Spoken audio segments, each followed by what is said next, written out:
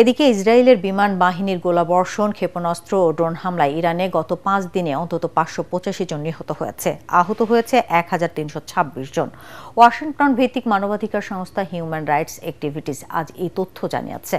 তাদের ওয়েবসাইটে বলা হয়েছে, গত ১৩ জুন ইরানে আইএএফ এর অভিযান শুরুর পর থেকে এ পর্যন্ত রাজধানী তেহরান ও অন্যান্য শহরে নিহত হয়েছে ৫৮৫ জন। এর মধ্যে ১২৬ জনকে সামরিক এবং ২৩৯ জনকে বেসামরিক হিসেবে শনাক্ত করা হয়েছে। একই সময় ইরানে ক্ষেপণাস্ত্র হামলায় ২৪ জন নিহতের তথ্য দেওয়া হলেও প্রাণহানি আরও কয়েক গুণ বেশি বলে মনে করছে সংস্থাটি। ইরানের হামলায় ইসরায়েলের হতাহতের সঠিক তথ্য প্রকাশ করেনি নেতানিয়াহু সরকার।